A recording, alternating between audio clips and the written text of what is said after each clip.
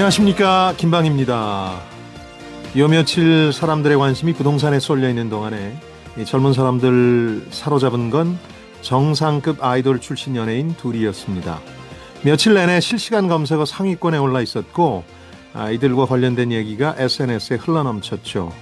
한 사람은 공식 방침과 달리 자신의 열애 사실을 알렸다는 이유로 소속 기획사에서 퇴출됐고, 순진무구한 이미지를 소비해온 다른 한 사람은 남자친구와 폭행 사건에 휘말려서 경찰 조사를 받는다는 사실이 알려졌습니다.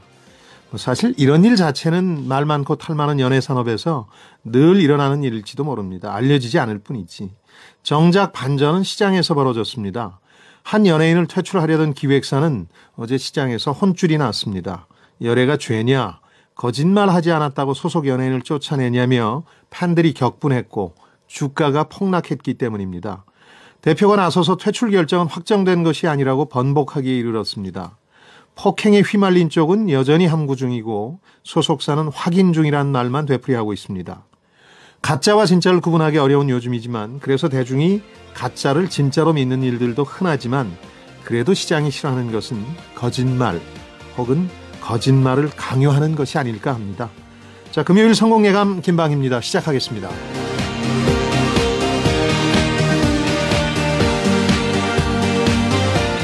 자, 오늘 금요일 원탁의 기자들이 있는 날입니다. 기자들 치열하게 고민한 결과를 여러분들과 함께 나눕니다. 어제 정부에서 발표한 9.13 부동산 대책 얘기 예고해드린 대로 오늘 해드려야 되겠죠. 내용도 좀 정리해드릴 테고 이거 어떻게 봐야 될지도 보겠습니다.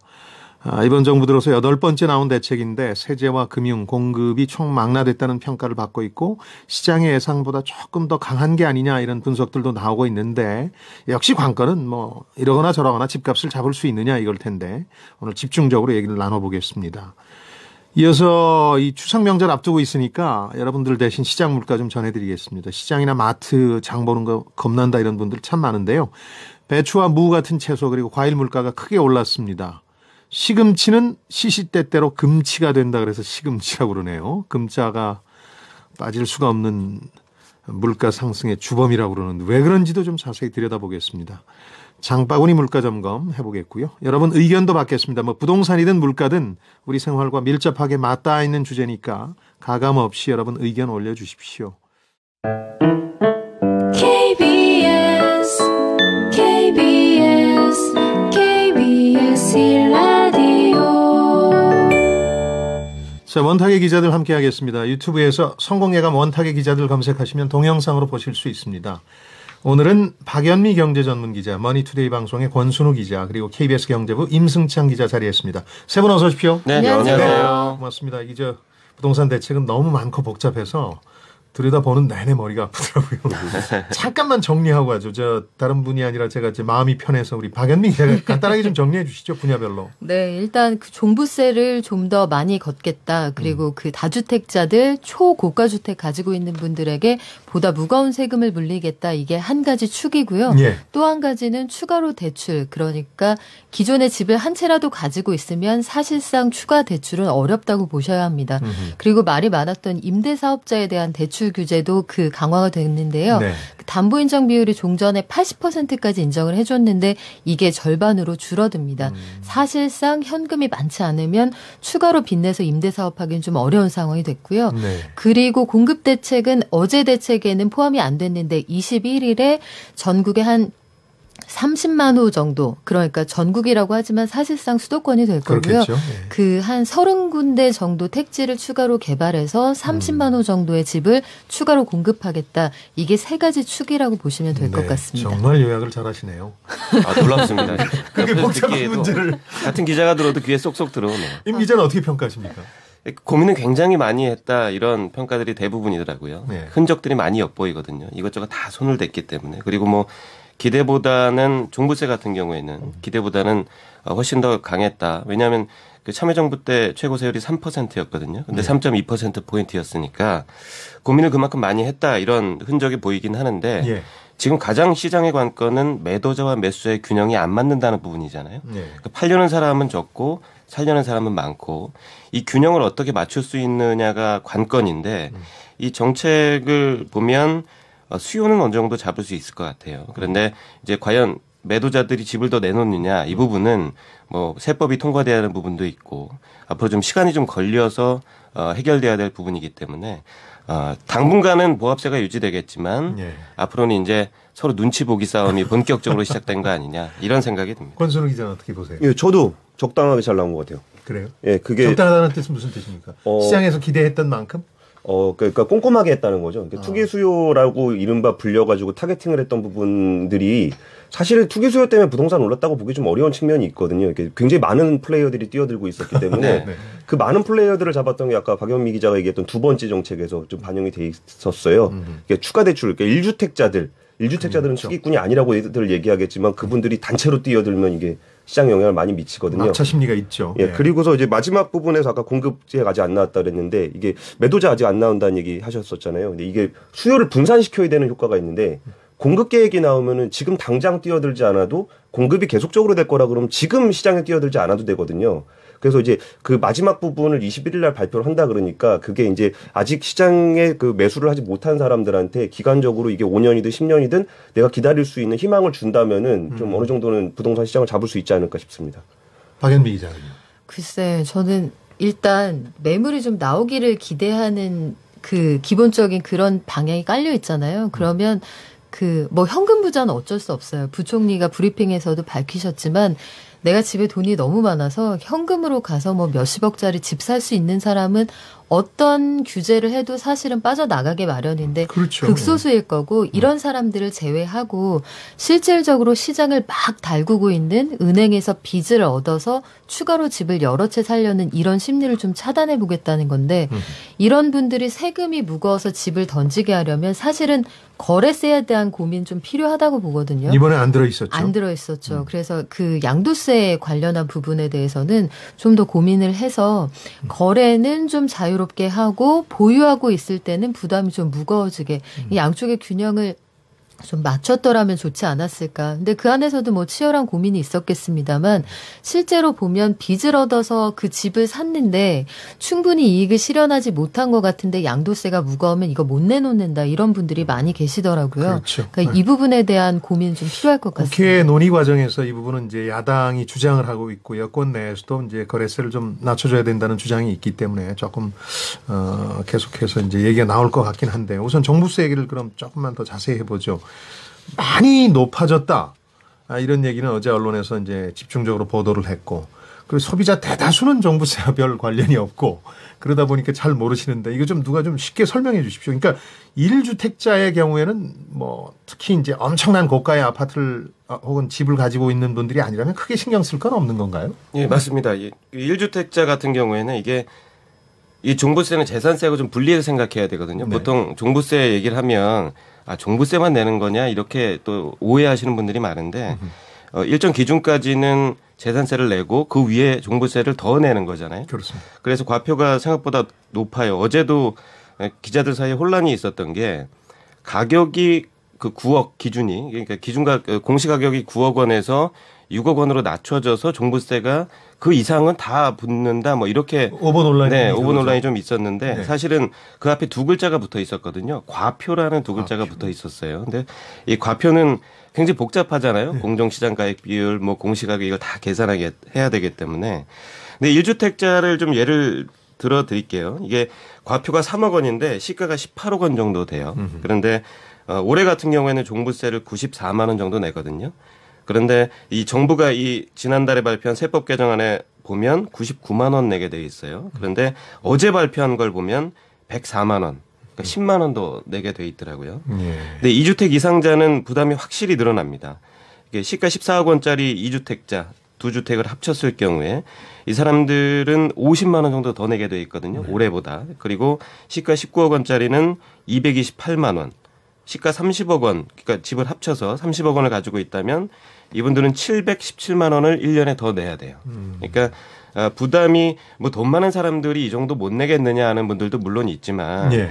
아까 박연미 기자 말씀하신 것처럼 빚을 내서 집을 더 산 분들이 있단 말이에요. 그분들한테는 이게 기존에 이자도 갚아야 되기 때문에 어느 정도는 부담이 될 수 있다.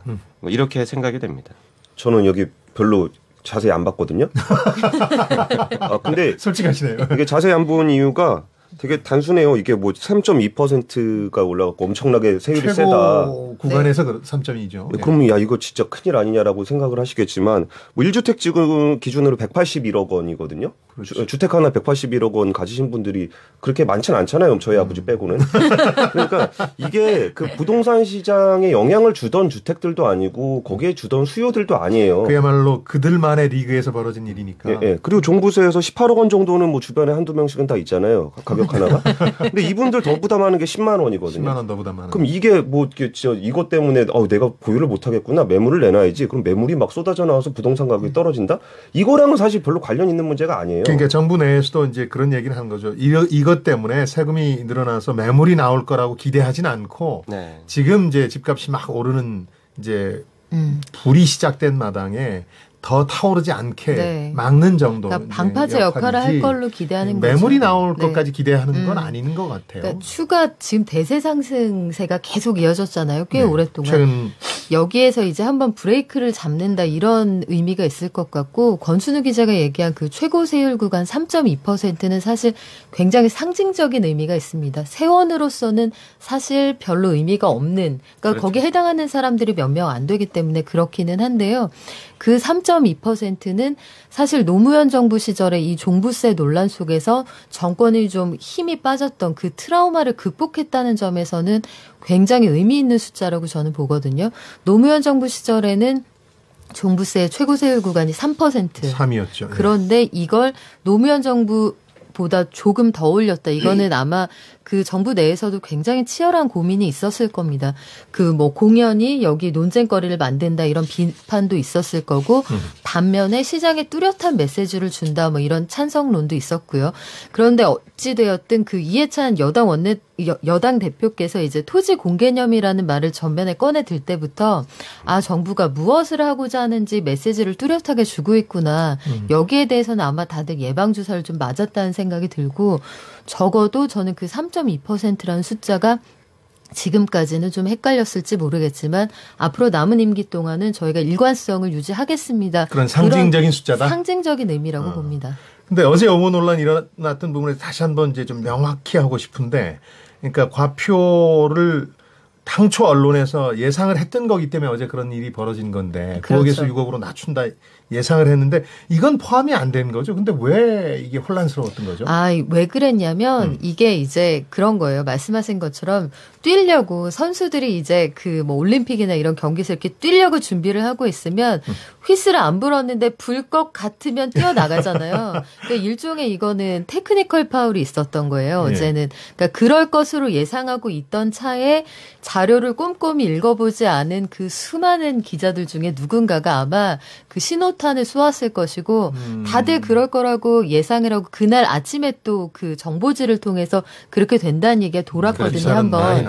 그래서 이게 사실은 확증 편향에 따른 오류였는데 그래서 한 명이 그걸 시작을 하니 죄다 받아서서 우르르 쓰다가 전문을 취소하는 아주 굉장히 드문 일이 어제 벌어졌습니다. 그래서 시장이 좀 혼란했는데 결국은 그 1주택자의 경우에는 임승찬 기자께서 말씀하신 것처럼 별 차이가 없는 것으로 다만 이제 여기서 눈여겨보셔야 할 차이는 1주택자인데 우리 집이 부동산에서 18억 원에 팔리고 그 집이 과표 구간으로는 3억 원에 해당이 되거든요. 그렇죠. 예. 그런데 내가 집이 두 채 이상 있는데 집을 다 집값을 합쳐보니 부동산에서 한 19억 정도 보는 집을 가지고 있고 내가 다주택자다. 그러면 앞서 말씀드린 그 18억 원짜리 집 가지고 있는 사람은 종부세 내는 거 94만 원에서 104만 원으로 10만 원밖에 안 올라가는데요.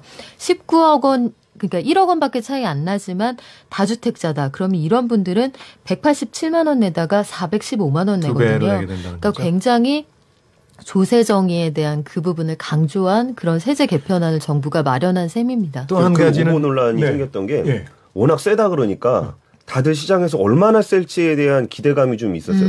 기대라거나 불안감, 어쨌든 그렇죠. 감정적으로. 긴장감이 있었던 그래가지고 거죠. 얘 6억 네. 딱 나왔을 때, 야, 진짜 세다더니 정말 센 거 나오는구나. 그래가지고 이제 그거를 마음에 염두에 두고 있다가 이게 짠하고 나오니까 오히려 확산이 훨씬 빨랐던 것 같아요. 야, 진짜 세구나.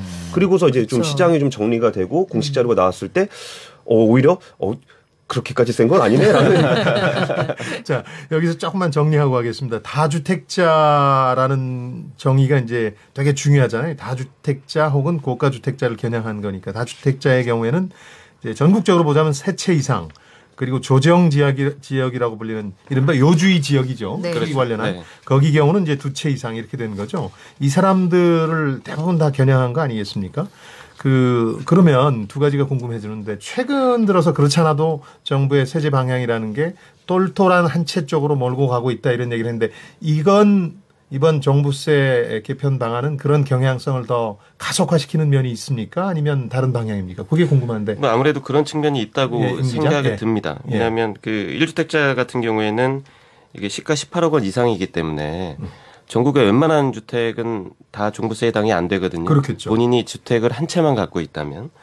근데 안 그래도 똘똘한 한 채에 대한 그 선호 심리가 좀 있었잖아요. 특히 네. 이제 추경 매수하는 과정에서 그렇죠. 집 없는 분들이. 저도 이제 집을 알아보려고 부동산을 좀 돌아다녀 봤었는데. 최근에요? 네, 제 경험을 좀 말씀을 드릴게요. 똘똘한 한 채를 알아보러 다니셨어요. 18억 원 돈이 정도. 많다는 똘똘한 걸 얘기인데. 따질 때가 아니라서 제가 한 2, 3주 전에 부동산을 좀 가봤거든요. 예. 그런데 제가 살고 있는 집이 1년 동안에 3억 원이 올랐더라고요. 그래서 20억 원에서 23억 원으로. 그보다 좀 더 많이 불러주시면 감사합니다. 그래야 위안이라도 좀 되죠. 1년 만에 3억이 제 상식으로는 말이 안 되는 거예요. 그러니까요. 부동산에서 첫 마디로 이렇게 얘기를 하더라고요. 제가 가격을 물어봤더니, 그래서 그렇다고 제가 그러면 돌아가겠습니다 이럴 수는 없으니까, 또 직업이 기자니까 이것저것 물어봤어요. 도대체 왜 이렇게 많이 오르는 거냐 그랬더니 뭐 매물은 없는데 사람들이 마음이 급하니까 나도 살래 이래가지고 그렇겠죠. 그 균형이 안 맞아서 이런 그 가격이 상승하는 건데, 지금 이번에 나온 종부세 같은 경우에도 이게 규제 지역에만 특화돼서 다 종부세 인상, 세율 인상도 적용이 되는 거거든요. 그러니까 어떻게 보면 이 지역들에서 1주택에 18억 원 이하 주택은 종부세에 해당되지 않기 때문에 그래 다른 지역에 살 거보다는 그러면 이 지역 중에 하나를 내가 1주택을 할 거면 골라서 종부세 부담을 안 지는 범위 안에서 내가 한번 사고 싶다라는 어떤 심리를 자극할 수는 있다고 보거든요. 네. 그럴 수는 있겠군요. 저만 해도 그런 생각이 딱 들더라고요. 어제 대책을 보니까 이게 이른바 똘똘한 한 채를 선호하는, 실제로 집을 사야 되는 실수요자 입장에서는 진짜 똘똘한 한 채를 더 사고 싶다는 생각이 들게 만들 수 있겠구나. 그렇겠군요. 뭐 이런 생각은 들었습니다. 5351번님, 부동산 대책 시행이 언제부터인가요? 해주셨는데, 아직 정부가 안을 발표한 거고요. 국회의 논의를 거쳐서 법 개정이 이루어져야 되기 때문에요. 요건 이제 국회에서 어떤 논의들이 이루어지는지 좀 봐야 되겠고요. 이제 임대사업자 네. 대책 같은 경우는 오늘부터 바로 임대사업자의 경우 그렇죠. 법 개정해야 되는 건 국회 가는 거고. 그렇죠. 법 개정이 없는 경우는 이제 바로 예. 시작하는 거죠. 금융 규제에 대해서 얘기하죠. 그러니까 다주택자들은 돈 빌려서 이제 집 더 못 사게 하겠다. 거의 그런 느낌이죠. 그렇죠. 그 박연미 기자? 1주택의 경우에도요. 네. 집이 한 채든 두 채든 이미 집이 있다. 그러면 한 채밖에 없다고 해도 이제 더 이상 대출 받아서 내가 투기 혹은 투자를 하겠다. 이게 사실상은 좀 어려워졌습니다. 1주택의 경우에도 만약에 그 조정 대상 지역 내에서 내가 집 살려고 추가 대출을 받겠다 하면 이사나 뭐 부모님 봉양 등의 불가피한 사유를 불가피한 사유를 입증해야 되는데 아마도 단순히 이사 때문에 대출이 필요하다. 이거는 안 받아줄 가능성이 크고요. 부모님 봉양 이것도 사실 입증하기가 좀 그래서 하여튼 지금 정부가 주고 있는 메시지는 이거예요. 돈 있어서 사는 거 어쩔 수 없는데 돈이 부족한데 은행 빚을 얻어서 지금 이 추경 매수하려는 분들은 그거 할 생각 하지 마세요. 이런 얘기죠. 이게 진짜 핵심이에요. 이번 정책에서 종부세는 권순 기자? 네. 그 정도는 허리띠 졸라매고 버틸 수 있어요. 그 매물 그런 식으로 안 나옵니다. 그런 매물은. 그러니까요. 근데 이게 진짜 핵심이 뭐냐면은 자기 한 채 있는 사람 아니면 없는 사람, 전세 사는 사람 이렇게 있잖아요. 네. 그러면 전세 살고 한 채 있는 사람, 이런 사람들이 정말 대다수예요. 그러니까 1주택에서 하나, 내가 집을 살아보니까 원래 집을 사면 정치 성향이 변하거든요. 그러니까 무주택자들은 집을 안 사고도 그냥 지내왔기 때문에 지내요. 근데 1주택자들은 자기가 집값 상승을 경험해봤기 때문에 계속적으로 탐색을 한단 말이에요. 근데 그걸 막은 거예요. 그러니까 자기가 전세 살면서 집 한 채 사는 사람, 한 채 사면서 한 채 더 사거나 아니면 갭 투자하려고 그러는 사람들. 여기가 막히는 게 저는 이번 부동산 그 정책에서 굉장히 좀 중요한 포인트라고 봐요. 예, 보통의 중산층과 서민들이 특히 이제 오늘 질문들도 많이 올려주시는 게, 어제 저한테도 질문을 해주시는 게, 이번 대책에서 1주택자가 영향받는 건 이거 정도인 거죠. 그러니까 이제 그 불가피한 사유가 있었을 때 대출 받을 수 있다는 거 외에는 크게 영향받는 건 없는 거죠. 1주택자에게. 더 사지는 마라. 네. 더 사진 물론 더 사진 그렇죠. 말라는 시그널은 그러니까 뭐 나오고. 1주택이라도 초고가 주택이면 뭐 종부세가 올라가는 영향을 그렇죠. 받겠습니다만 대부분의 경우에는 그러니까 1주택이든 2주택이든 그 이상 집을 가지고 있든 집을 한 채 가지고 있는 사람은 실수요로 거기 사는 것 말고는 더 이상 하지 마라. 욕심 내지 마라 그 얘기입니다. 사실. 그리고 깨알 같은 핵심 정책이 하나 들어가 있었는데 예. 주택 임대차 정보 시스템 관련한 내용이 규제에는 안 나와 있고 예. 그 국토부 방안에 나와 있는 게 있어요. 네. 이게 그 이제 행안부하고 국세청하고 국토부하고 이제 시스템을 다 모아가지고 이걸 하겠다는 건데 아까 부양하면 어떡하냐, 이사 가면 어떡하냐 그런 얘기 했잖아요. 네네. 그거를 다 추적하는 시스템을 만들어 놓은 거예요. 확인한다. 그러니까 어설프게 내가 좀 장난 좀 쳐가 장난까지는 아니지만 그러니까 뭐 이런 이유로 했는데 뭐 이걸 다 정부가 이걸 알 수 있겠어?라는 게 굉장히 많거든요. 예. 근데 그런 부분들을 추적해가지고 이게 제대로 신고 안 하면은 뭐 1년은 괜찮을 수 있겠지만 2, 3년 정도 지나면 분명히 세금 추징 당합니다. 이 정책이 저는 굉장히 또 중요한 정책 중에 하나라고 봐요. 그러니까 정책의 인프라를 새로 갖췄다 그런 얘기군요. 예, 예. 그 또 질문이 많이 들어올 게 예상되는 게 이 주택과 관련해서 무주택자들 같은 경우에는 아까 1주택자의 영향을 우리가 살펴봤고 이번 이제 주택 안정 대책과 관련해서 어떤 영향이 있습니까? 무주택자들은 지금 집을 사는 게 좋습니까? 아니면 제가 좀 기다리고 무주택자니까 계십니까? 네, 제가 대답을 해드릴게요. 임승찬 기자. 당분간 굉장히 눈치 보면서 지켜볼 겁니다. 저만 해도 그럴 것 같고요. 예. 일단은 지금 호가가 너무 많이 올라 있기 때문에 그러니까. 그 가격의 추이를 보겠죠. 가격이 떨어지는지 한번 네. 보고. 근데 조금 떨어진다고 하면 이게 첫 시그널이 어떻게 오냐가 굉장히 중요하거든요. 네. 유지되느냐 아니면 소폭이라도 상승하느냐 떨어지느냐. 떨어지면 기다리는 사람이 더 많아질 겁니다. 굳이 살 이유가 없겠죠. 그 부동산 전문가들이 보통 주식도 마찬가지지만 무릎에서 사서 어깨에서 팔아라 그러잖아요. 네. 근데 보통 사람들이 과연 무릎이 어딘지를 모르기 때문에 그럼요, 모르죠. 그게 고민이 많이 될 텐데 네. 그래서 아마 이 다음 주에 아마 가격 동향이 나올 거거든요. 그렇죠. 한국 감정 가격이 나오면 그 추이에 따라서 관망세가 얼마나 갈지가 대략적으로는 나올 것 같아요. 그런데 알겠습니다. 어차피 그 대출이 무주택자 같은 경우에는 그대로거든요. 그러니까 어떻게 보면 마음이 여유가 생긴 거죠. 그러면 시그널을 보고 내가 마음이 여유를 갖고 공급 대책까지 보고 그럼 그다음에 그동안은 사실 되게 조급했거든요. 네. 그렇죠. 남들은 다 한다는데. 조급함을 없앴다는 것만으로도 알겠습니다. 시장에 나름대로 긍정적인 신호를 줬다고 생각합니다. 공급 대책 얘기는 실제로 21일 1차 발표가 나오고 나서 저희 방송에서 또 다뤄드리겠습니다. 지금 뭐 여기서 아무것도 확정된 게 없는데 얘기해봐야 그렇죠. 공허한 얘기가 될 테니까. 근데 그 얘기는 좀 드리고 싶어요. 예, 아까 이게 말씀하십시오. 가격이 떨어질 거라는 기대감은 사실 되게 위험한 기대감이에요. 왜냐면은 이거는 지금 우리 경제가 성장을 하고 있고 펀더멘탈이 괜찮기 때문에 가격이 이 정책 때문에 지속적으로 하락할 거라고 기대하는 건 굉장히 어려워요. 지속적인 하락은 어렵겠죠. 네. 그러면 이게 수요를 분산시켜주는 거 아까 초반에 말씀드렸던 게 공급 대책을 꼭 볼 수밖에 없는 게 무주택자 입장에서는 집을 안 사면 가격이 떨어지겠지 이런 기대감을 주는 건 오히려 위험하고 이게 공급 대책이 나오면서 내가 신축 아파트에 들어갈 수 있겠구나 아니면 서울에서 좀 벗어나서 살아도 교통망이 충분하게 연결이 되겠구나 이런 그 수요를 분산시키고 지역을 분산시키면서 그 그렇죠. 무주택자들을 대응하게 할 필요가 그래서 있는 것 그동안 이제 같아요. 부동산 전문가들도 공급 대책도 나와야 된다고 한 게 그 말씀하신 것처럼 수요를 분산시키는 면이 있기 때문에. 그리고 광역 교통망. 그렇죠. 계속해서 이게 이렇게 주택이 공급되는구나. 그래서 나한테 기회가 있구나. 그래서 지금 막차 심리를 잠재울 수 있는 게 그런 거였는데. 꼭 서울에 살지 않아도 되겠구나라는 심리까지 그렇습니다. 더해주면 예. 훨씬 분산이 되죠. 그렇죠. 그렇죠. 이번 대책도 이 규제 지역에만 해당되는 거기 때문에 예를 들어서 수도권, 서울, 뭐 부산 이런 데 외에 규제 지역 외의 지역에서 집을 10채 사건 20채 사건 아무 상관이 없거든요. 상관이 없는 네. 조정 지역이 아니면 알겠습니다. 부동산 대책은 이쯤 말씀드리겠고요. 워낙 이제 앞으로도 계속 얘기를 해야 될 것 같은 예감이 듭니다. 부동산 시세 관련해서. 자, 주제를 좀 바꿔보겠습니다. 그 성공예감 원탁의 기자를 듣고 계시는 지금 시각이 9시 35분입니다. 짧은 문자는 50원, 긴 문자 100원이 드는 샵 9730번 KBS 콩으로 보내주시면 되겠고요.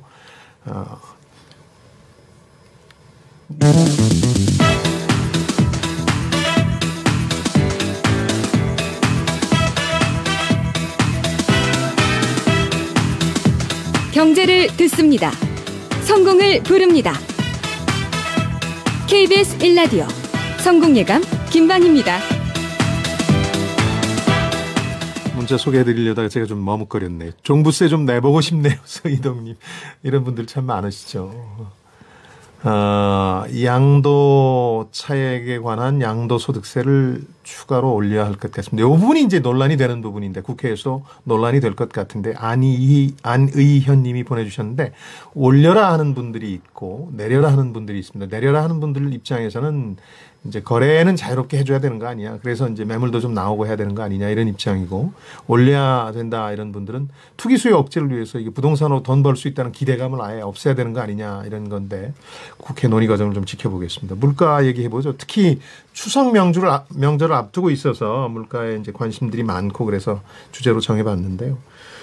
우리 임 기자, 권 기자는 장보러 잘 안 다니시잖아요, 솔직히. 예, 인터넷으로 합니다. 인터넷으로 하니까. 저는 가끔 갑니다. 가끔 갑니까? 네, 주말에. 요새 그러면은 이렇게 집에서 밥 못 얻어 먹고 삽니다. 인터넷으로 다 주문해줘야 됩니까? 주문도 해주고 마트도 가서 사고 다 해야죠. 그렇군요. 해보니까 어떻든가요, 물가는? 물가는 그냥 카드로 결제하기 때문에 잘 모르는데 네. 개별 물가를 신경 쓸 정도로 디테일하지 못합니다. 기자로서는 신경 쓸 거 아닙니까, 권순우 기자? 뭐 신경은 쓰는데 네. 그거는 그 개별 품목의 어떤 그 가격이라는 거는 그때 개별 품목으로 보는 거지. 그러니까 명절에 물가가 올랐다 그러면은 이게 오른 것만 얘기하거든요. 예. 그럼 명절 때만 되면 이게 올랐다고 생각을 하는데 품목이 다 달라져요. 하긴 그렇죠. 예, 그러면은 이제 비싼 걸 안 먹고 싼 거 먹으면 그러니까 버티지. 계속 이렇게 올랐으면 뭐 추석 명절 차례 지낼 수 있겠습니까? 저는 그게 그렇죠? 약간 왜곡이 됐다고 보는 건데 네. 그러니까 물가 상승률이 지금 굉장히 낮은 수준으로 유지되는 게 꽤 오래됐어요. 맞아요. 그러니까 우리나라는 오히려 그 물가 목표를 하고 있는 게 2%인데 그게 안 된 게 굉장히 오래돼가지고 인플레이션이 없는 게 오히려 경제에 부담이 되는 거지 인플레이션 때문에 걱정할 상황은 아닌데 그러니까 개별 품목에 전반적인 따라 다른 그렇죠. 거죠. 전반적인 인플레이션을 걱정하는 건 아니고 이제 소비자들 입장에서는 이제 장바구니 물가 체감하는 것들인데 박 기자 보기에는 사실상 비용이 좀 늘긴 하죠. 그렇죠. 지금 권순우 기자가 얘기한 게 저런 괴리가 나타나는 게 바로 그 통계의 함정 때문입니다. 그 물가라는 걸 산정을 할 때 여러 가지 품목을 다 가중치를 넣어서 다 더해서 구하거든요. 그러니까 그 소비자들이 빈번하게 사는 것에 물가가 올라버리면 전체 평균이 낮아져도 내가 느끼는 물가 수준은 굉장히 높아지는 것처럼 느껴지는 제가 거예요. 그런 비유를 가끔 드는데 그 이재용 씨가 공장에 견학을 가요. 그럼 그 공장 평균 임금이 30억이 돼요. 아, 그렇군요. 평균의 그렇죠. 함정이 그런 거죠. 맞습니다. 그렇죠. 네. 그게 평균의 함정이에요. 우리 반에 공부 되게 잘하는 애, 막 전국 1등이 전학을 와버리면 우리 반 전체 평균이 올라갑니다만 사실 내 성적은 그대로거든요. 그렇죠. 그거랑 비슷한 얘기인데 사실 지금 품목별로는 굉장히 오른 것들이 좀 있어요. 다행히 추석 앞두고는 이런 농산물 중심으로 가격이 좀 안정돼 가는 추세인데 그래도 예년보다는 좀 비쌉니다. 뭐 시금치 같은 경우에는 우리 권순우 기자가 우리나라 최초의 시금치 전문 기자로서 지금 시금치의 어떤 종류별 현황에 대해서 꿰고 있는데 그 자세한 설명을 조금 이따 들으시고요. 시금치 가격 같은 것들도 지금 굉장히 많이 오르락 내리락 하다가 그래도 지난달보다 좀 잡히는 상황이고요. 그렇다고 그러죠. 네. 9월 들어서. 네, 배추 가격 같은 경우에도 그 8월 하순의 경우에는 뭐 배추 한 포기에 5,000원 후반대까지 올랐다가 이달 들어서는 지금 뭐 3,000원대로 다시 내려왔습니다. 한 40% 정도 떨어졌고요. 무도 많이 올랐어요. 많이 올랐는데 그래도 이번 달 들어서는 2,000원대 초반까지 좀 떨어져서 약간 안정이 돼가는 분위기고요. 또 다행스러운 게 이제 정부가 안심하세요의 어떤 근거로서 내놓은 자료가 하나 있는데요. 네. 소비자원이 빈번하게 쓰인 뭐 식용유 이런 공산품들은 가격이 많이 떨어졌습니다. 전월보다 이런 통계도 내놨더군요. 임승찬 기자는 장보러 네. 가끔 가신다니까 네네. 최근에 그렇게 올랐던 게 폭염의 영향이 큰 건가요? 그 아무래도 날씨 영향을 받을 수밖에 없어요. 특히 이제 올해 같은 경우에 보면 올해 초에 냉해 있었죠. 그렇네요. 그리고 여름에 폭염이 있었죠. 그리고 얼마 전에 뭐 지난달에도 그렇고 폭우가 또 왔단 말이에요. 그러니까 날씨가 이렇게 막 급변하면 그 특히 이제 채소들이 취약하다고 합니다. 저희 후배 기자가 얼마 전에 그 고냉지 채소밭 태백을 갔다 왔는데 네. 두 가지 병이 다 돌고 있더라고요. 첫 번째는 이제 꿀통 현상이라고 그래서 이게 폭염 때문에 나오는 건데 안이 썩어버리는 거예요. 아, 예. 그 속에. 예. 겉으로 볼 땐 멀쩡한데. 배추에 나타나는데. 겉에도 누렇고요. 예.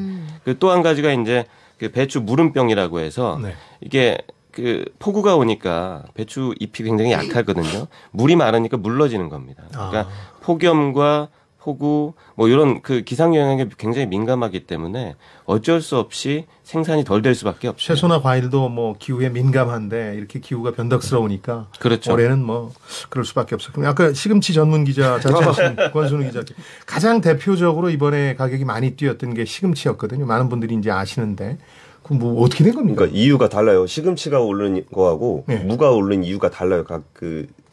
쉽게 설명해 주시죠. 그러니까 시금치 같은 경우는 겨울에 나는 그거라 네. 이게 보통 남쪽에서 많이 나요 겨울에. 그렇죠. 그러면은 이제 남해초라든지 포항초, 뭐 신안초 이런 게 있는데. 벌써 전문 기자 같네요. 네. 보니까. 그러니까 신안초 같은 경우는 국 끓여 먹을 때 쓰는 야들야들한 그렇죠. 시금치고, 섬초. 예, 섬초라고도 하죠. 포항초나 신안초 이게 그 김밥에 넣는 쫄깃쫄깃한 시금치인데요.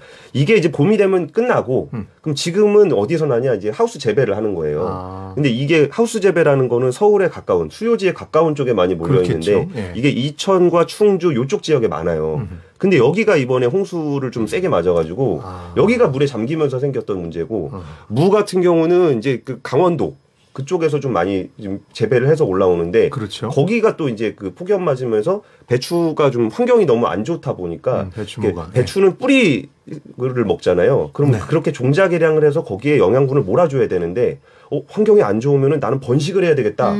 그래가지고 뭐 꽃이 피고 씨를 뿌리고 뭐 살려고. 그러면서 네. 아, 그럼- 무가? 예. 아, 그래요. 그러니까 뿌리 쪽에다 영양분을 많이 못 준 거예요. 그러니까 무가 이제 그렇게 잘 성장이 잘 안 되다 보니까 무값이 올라가는 그런 현상이 나타나고 있는 상품 겁니다. 가치가 있는 무가 많이 안 난다는 얘기네요. 그런 얘기네요. 근데 뭐 4만 원짜리 무, 4천 원짜리 무 이렇게도 표현하더라고요. 아, 정말 전문 기자 맞네요. 그러니까요. 네. 깜짝 놀랐습니다. 부서 옮겨드려야 되는데 과학적으로 옮겨드려야 되겠죠. 제가 사랑하는 농협에서 알려준 얘기입니다. 근데 자 그럼 결론을 좀 내려봐야 되겠는데 그 안정 기미는 보인다는 얘기가 현장에서 많이 들려오긴 네. 하는데 그 큰 걱정 안 해도 되겠습니까? 추석 명절 앞두고? 그래도 아마 지난해하고 올해하고 그 추석에 상차림 하시는 분들은 한 20% 정도 전반적으로 물가가 올랐다 이렇게 느끼실 수 있을 차례상 것 비용은 같아요. 한 20% 오를 거다. 네. 근데 다만 이제 정부가 추석을 앞두고 그 뭐 매년 하는 행사인데요. 명절 앞두고는 비축 물량을 대거 밀어내죠. 밀어냅니다. 시장에 밀어내면 아무래도 공급이 늘어나니까 가격을 좀 떨어뜨릴 수가 있을 텐데요. 네. 사실 그것만으로 완벽하게 지난해 수준을 유지할 수 있겠느냐 그건 좀 어려울 것 같고 예. 어느 정도 오른 품목이 있는데 다행히 공산품에서 약간 상쇄하는 효과가 있을 걸로 보여요.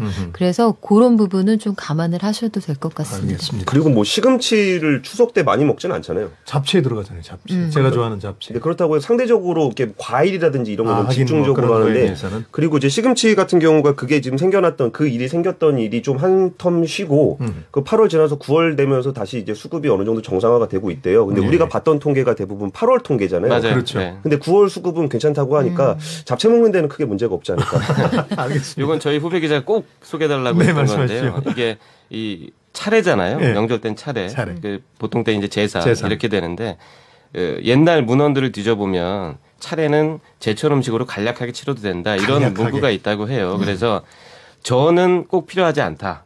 저는 차례상에 올리지 않아도 된다. 이런 메시지를 꼭 좀 전해달라고 당부를 하더라고요. 여성들을 너무 의식하시는 것 같은데. 자, 세 분 모셨습니다. 박연미 경제전문기자, KBS 경제부 임승찬 기자, 머니투데이 방송의 권순우 기자였습니다. 즐거웠습니다. 고맙습니다. 감사합니다. 고맙습니다.